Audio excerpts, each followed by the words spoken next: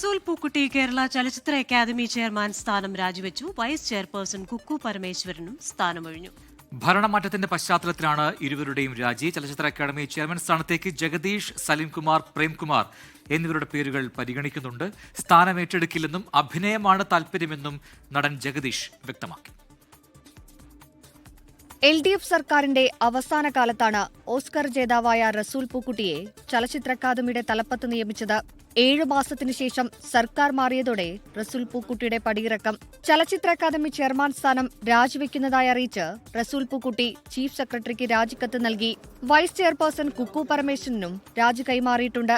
LDF സർക്കാരിന് കീഴിൽ ദീർഘകാലം ചലച്ചിത്ര അക്കാദമിയുടെ സെക്രട്ടറിയായി സേവനമനുഷ്ഠിച്ച സി അജോയ് മാതൃവകുപ്പിലേക്ക് മടങ്ങും. ചലച്ചിത്ര താരങ്ങളും കോൺഗ്രസ് അനുഭാവികളുമായ ചലച്ചിത്ര രംഗത്തെ പ്രമുഖരെ അക്കാദമിയുടെ തലപ്പത്തേക്ക് പരിഗണിക്കുകയാണ് UDF സർക്കാർ.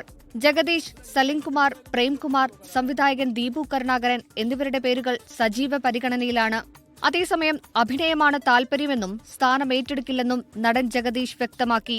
ചലച്ചിത്ര അക്കാദമി ചെയർമാൻ ആയിട്ട് പരിഗണിക്കുന്നുണ്ട് എന്നറിയുന്നതിൽ വളരെ സന്തോഷം. അതൊരു വലിയ ഓണറാണ്. പക്ഷേ എൻ്റെ ഇപ്പോഴുള്ള സമയക്കുറവ് കാരണം ആ പദവികൾ ഏറ്റെടുക്കാൻ എനിക്ക് തൽക്കാലം ബുദ്ധിമുട്ടുണ്ടെന്നുള്ള കാര്യം ഞാൻ കേന്ദ്രങ്ങളെ അറിയിച്ചിട്ടുണ്ട്. ഇത് വളരെ വിനയത്തോടു കൂടിയാണ് ഞാൻ വേണ്ട എന്ന് പറയുന്നത്. LDF സർക്കാരിന്റെ കാലത്ത് ചെയർമാനായിരുന്ന പ്രേംകുമാർ അറിയിപ്പില്ലാതെ തന്നെ സ്ഥാനത്ത് നിന്ന് നീക്കിയെന്നാരോപിച്ച് ഇടതുപക്ഷവുമായുള്ള സഹകരണം അവസാനിപ്പിച്ച് കോൺഗ്രസിനൊപ്പം ചേർന്നിരുന്നു. UDF സർക്കാർ തന്നെ പരിഗണിക്കുമെന്ന പ്രതീക്ഷയിലാണ് പ്രേംകുമാർ.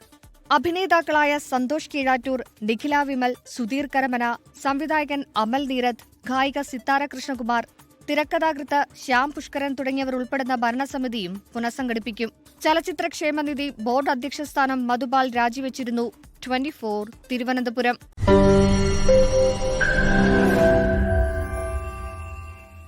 ലോകത്തെവിടെയായാലും ഏത് സമയത്തും 24 വാർത്തകളും ഓഗ്മെന്റഡ് റിയാലിറ്റി പാക്കേജുകളും എക്സ്പ്ലെയിനറുകളും വിശദമായി കാണാൻ ഞങ്ങളുടെ YouTube ചാനൽ നിങ്ങൾക്ക് സബ്സ്ക്രൈബ് ചെയ്യാം.